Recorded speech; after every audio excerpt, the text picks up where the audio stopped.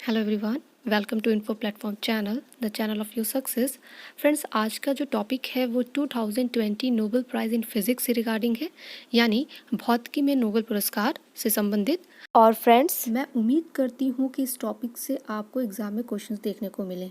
तो चलिए स्टार्ट करते हैं इस टॉपिक को। फ्रेंड्स, इस साल फिजिक्स की फील्ड में जो नोबेल प्राइज़ दिया गया है वो रॉजर पेनरोज को, रेनहर्ड गेंजल को और इंड्रिया ग्रेस को एक कंबाइंड यानी संयुक्त रूप से दिया जाएगा और उन्हें ये पुरस्कार ब्लैक होल से संबंधित ज्ञान को आगे बढ़ाने के लिए दिया जा रहा है। आई होप ये चीज़ आप समझ गए होंगे कि उन्हें ये अवार्ड किस वजह से दिया जा रहा है। तो आइए अब बात करते हैं कुछ बेसिक्स की, जैसे व्हाट आर ब्लैक होल्स। तो friends, a black hole is form when star collapse and can be defined as a space in the universe with an escape velocity so strong that even light cannot be escape it। यानी तारों के टूटने के फलस्वरूप एक black hole का निर्माण होता है और इसे यूनिवर्स में एक ऐसे स्थान के रूप में परिभाषित किया जा सकता है जहां escape velocity, जिसे हम प्लायन वेग कहते हैं, वो इतना अधिक स्ट्रॉन्ग यानी सशक्त होता है कि प्रकाश भी इससे प्लायन नहीं कर सकता, यानी यहाँ से प्रकाश भी आपका नहीं निकल सकता। आई होप आप ये बात समझ गए होंगे कि ब्लैक होल्स क्या होते हैं। आइए बात करते हैं एस्केप वेलोसिटी की, कि एस्केप वेलोसिटी आपकी क्या है, ये प्लायन वेग क्या है आपका। तो friends, escape velocity is the speed at which an object must travel to override a planet or an objects gravitational force. यानी प्लायन वेग किसी पिंड की गति का वह अधिकतम मात्रा है जिस पर वह पिंड किसी ग्रह अथवा किसी पिंड के ग्रेविटेशनल फोर्स को पार करने की क्षमता रखता है।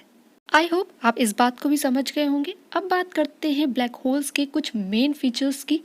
ठीक है फ्रेंड्स, जैसा कि आप सभी जानते हैं कि ब्लैक होल से प्रकाश जो है वो बाहर नहीं निकल सकता और इसीलिए ब्लैक होल इनविजिबल यानी अदृश्य होते हैं और उन्हें केवल स्पेस टेलीस्कोप द्वारा देखा जा सकता है, या फिर आप कह सकते हो कुछ अदर स्पेशल टूल होते हैं जिसकी सहायता से हम उसे ट्रैक कर सकते हैं। एंड फ्रेंड्स, जैसा कि मैंने आपको पहले बताया कि जो प्रकाश होता है वो ब्लैक होल से प्लायन नहीं कर सकता, क्योंकि ब्लैक होल के अंदर जो हमारा ग्रेविटेशनल फोर्स होता है वो बहुत ही स्ट्रांग होता है, जिसके परिणाम स्वरूप बहुत सारे पदार्थ जो हैं वो एक छोटे से स्थान में ही एकत्रित हो जाते हैं। तो फ्रेंड्स, ये थे ब्लैक होल के मेन फीचर्स। अब हम बात करेंगे जो भी हमारे प्राइज़ विनर हैं वो उनके जो कार्य हैं वो हमें ब्लैक होल के बारे में क्या बताते हैं। तो फ्रेंड्स, अगर हम रॉजर पेनरोज के अकॉर्डिंग बताएं तो उनका डिस्कवर क्या कहता है, द ब्लैक होल फॉर्मेशन यानी जो ब्लैक होल का निर्माण है वो जो जनरल थ्योरी ऑफ रिलेटिविटी का सीधा परिमाण है। फ्रेंड्स, अब बात करते हैं गेंजल और गेज के अकॉर्डिंग कि उन्होंने ब्लैक होल्स के बारे में क्या क्या बातें बताई हैं। तो फ्रेंड्स, उन्होंने जो हमारी गैलेक्सी है उसके सेंटर पे एक सुपर मैसिव कॉम्पैक्ट ऑब्जेक्ट की खोज की है, जिसे अब सैजिटेरियस ए के नाम से जाना जाता है। साथ ही आपको ये भी पता होना चाहिए कि इसे सुपर मैसिव ब्लैक होल भी कहते हैं। And friends, which has a mass 4 million times that of the sun and is confined to an area roughly the size of our solar system। तो आप ये समझ सकते हैं कि जब ये सूर्य से यानी सूर्य का जो वेट है उससे 4 मिलियन गुना अधिक है और इसका क्षेत्र जो है वो हमारे सोलर सिस्टम यानी सौर मंडल के आकार के लगभग एक क्षेत्र तक सीमित है। तो आप समझ सकते हैं इसके साइज के बारे में। आइए फ्रेंड्स, अब बात करते हैं सैजिटेरियस ए के बारे में, यानी सैजिटेरियस ए आखिर है क्या। तो friends, Sagittarius A is one of 2 black holes whose photographs have been captured by the event horizon telescope project. Black holes do not emit or radiate anything even light, so उसकी तस्वीरें खींचने का कोई माध्यम नहीं है, लेकिन उसकी बाउंड्री के बाहर का जो एरिया है जिसे इवेंट होराइजन कहा जाता है में भारी मात्रा में गैस, क्लाउड, प्लाज्मा उपस्थित होते हैं।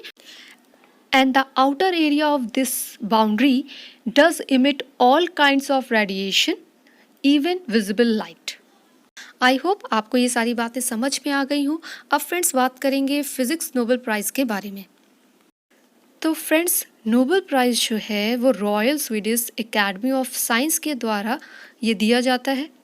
ठीक है, और ये सबसे पहले यानी ईयर अगर हम आपको बता दें 1895 में एल्फ्रेड नोबेल की वसीयत के माध्यम से स्थापित 5 नोबेल पुरस्कारों में से एक है और ये पुरस्कार 1901 से प्रदान किया जा रहा है, यानी आप कह सकते हैं कि ये 1901 से दिया जा रहा है।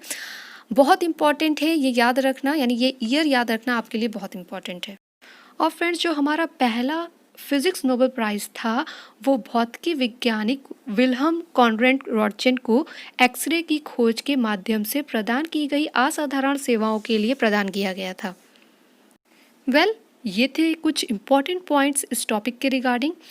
और फ्रेंड्स, इस वीडियो को देखने के बाद क्या क्या इम्पॉर्टेंट क्वेश्चंस आपके बन सकते हैं उसे भी डिस्कस कर लेते हैं। तो फ्रेंड्स, आपका क्वेश्चन बन सकता है what are black holes, what is Sagittarius A, what is escape velocity, what is event horizon, who awards Nobel prize in several categories. और ये सारे पॉइंट्स मैंने इस वीडियो में कवर किए हैं। आपको अगर ये सेशन अच्छा लगा हो तो वीडियो को लाइक और शेयर करना मत भूलिएगा, कमेंट भी ज़रूर करिएगा। और अगर आपने अब तक चैनल सब्सक्राइब नहीं किया है so please subscribe the channel. Thank you so much.